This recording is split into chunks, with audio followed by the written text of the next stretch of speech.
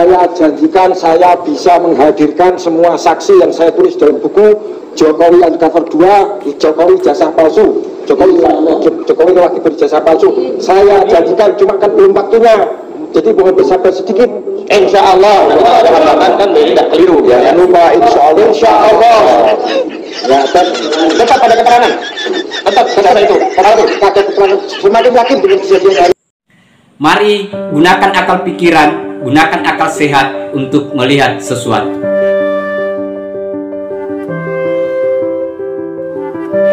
Assalamualaikum warahmatullahi wabarakatuh. Salam sejahtera untuk kita semua, salam demokrasi dan salam pluralisme. Oke, jumpa lagi di Sahabat Rahmat Channel. Nah, untuk kali ini sahabat-sahabat itu sangat menarik. Kenapa? Karena si Sugi Nur itu murka, marah, emosi kepada si Bang Bantri.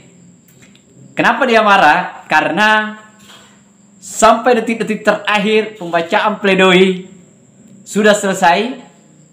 Ternyata Bang Bantri telah menjanjikan untuk mendatangkan semua saksi yang ada dalam buku Jokowi Undercover itu. Ternyata tidak ada, sahabat-sahabat. Ini yang membuat si Sugi Nur marah pada Bang Bantri. Artinya apa? Dia secara eksplisit mengakui bahwa dia salah. Nah, untuk itu sahabat-sahabat, mari kita lihat videonya. Saya janjikan saya bisa menghadirkan semua saksi yang saya tulis dalam buku Jokowi Undercover 2, Jokowi Jasa Palsu, Jokowi lagi berjasa palsu. Saya janjikan, cuma kan belum waktunya. Jadi mohon bersabar sedikit. Insya Allah. Kan tidak keliru ya. Lupa insya Allah. Insya Allah. Ya, dan tetap pada keterangan. Tetap itu. Pada keterangan. Semakin yakin dengan kejadian hari ini. Ini fakta persidangan. Bang Bantri itu tidak pernah menghadirkan satupun saksi. Katanya kalau sidang itu harus menghadirkan saksi ya. 1, 2. Bang Bantri nggak pernah. Secara administrasi, semua saksi yang hadir di persidangan saya yang biayai. Ada Bang Egy juga, ada kuasa hukum juga. Saya yang biayai. Mas Bambang Tri itu sepeser pun, serupiah pun nggak pernah keluar duit waktu sidang. Mau asli mau palsu ijazahnya Pak Jokowi itu domainnya Bambang Tri. Apakah saya salah kalau punya keyakinan seperti itu? Saya melihat, pemeriksa meneliti, dan saya kelihatan saya adalah itu palsu. Nggak ada kaitannya dengan saya itu hanya ngundang narasumber. Isi konten di luar tanggung jawab saya. Baik salahnya itu ya Mas Bambang Tri itu yang mempertanggungjawabkan. Harusnya kalau mau ditangkap Mas Bambang Tri, jangan saya. Doa aja tuh puasa semua orang kok. Saya punya istihad, ada punya istihad. Oh, what's wrong? Saya punya niat, kelihatan apa lagi sengaja. Saya bukan orang jahat, udah itu intinya. Saya orang baik ya, punya keluarga baik-baik, bukan kriminal ya. Orang masuk penjara itu karena memang dia kriminal, yang kedua dia ceroboh, seperti kita sebut tadi itu. Sumpahnya, bagaimana itu disalahkan? Itu kenapa kok harus saya ditangkap kalau saya wartawan? Ibaratnya begitu ya, saya hanya mau wawancara YouTuber. Jadi itu intinya mau saya tekankan. Asli atau palsu ijazahnya Pak Jokowi, itu kan Mas Bambang Tri yang punya domain. Maaf, Anda jangan taklid buta sama saya. Saya juga tidak menuduh, saya cuma menyatakan apa yang saya lihat itu benar. Setan iblis dan jalan. Matamu itu tidak, matamu tidak itu. Matamu tidak. Saudaraku, ngapunten pangetune yang nonton video itu dengan bersih hatinya diselamatkan oleh Allah. Assalamualaikum warahmatullahi wabarakatuh. Nah, itu tadi sahabat-sahabat, kita sudah lihat ya bagaimana emosinya si Sugi Nur ini kepada Bang Bantri.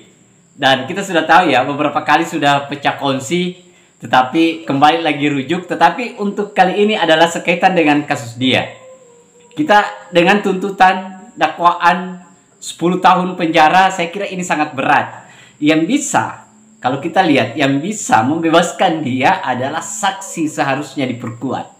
Nah, yang jadi persoalan adalah sampai detik terakhir, sampai setelah selesainya pembacaan pledoi, ternyata belum ada saksi sama sekali yang disebutkan di dalam bukunya itu. Baik yang dia wawancarai, narasumbernya, kemudian fakta-faktanya yang lain, itu tidak pernah dimunculkan di dalam persidangan. Jadi secara otomatis yang dihadirkan itu adalah hanya catatan-catatan dan asumsi-asumsi yang digunakan oleh Bang Bantri. Dan itulah yang disebut sebagai bohong. Kan begitu sahabat-sahabat. Kenapa dia berbohong? Karena tidak ada data pendukung yang dia sebut di dalam buku itu yang muncul di persidangan sahabat-sahabat. Yang ada yang hanya si Bambang Tri ini hanya berjanji saja akan menghadirkan siapa. Nah, itu. Dan kita sudah mengikuti persidangan ini dari awal sampai detik terakhir ini. Ternyata itu tidak ada sama sekali saksinya, sahabat-sahabat. Jadi wajarlah kalau misalnya jaksa penuntut umum menuntut dia, baik dia berita bohong dengan 10 tahun penjara maksimal itu, karena memang dari awal dia sudah bohong, kemudian dia melakukan pembohongan itu dengan gaya melakukan misalnya dengan mubahalah itu, dalam rangka untuk bagaimana kebohongan itu dibuktikan dengan kebenaran.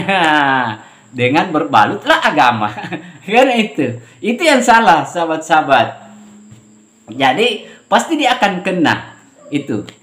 Kemudian yang terakhir adalah ternyata memang bahwa semua proses ini itu hanya sebatas manuver politik dalam rangka untuk bagaimana menyudutkan yang namanya rejim, menyudutkan yang namanya Pak Jokowi. Kan itu saja tujuan utamanya. Dengan dalih alih-alih mengkritik.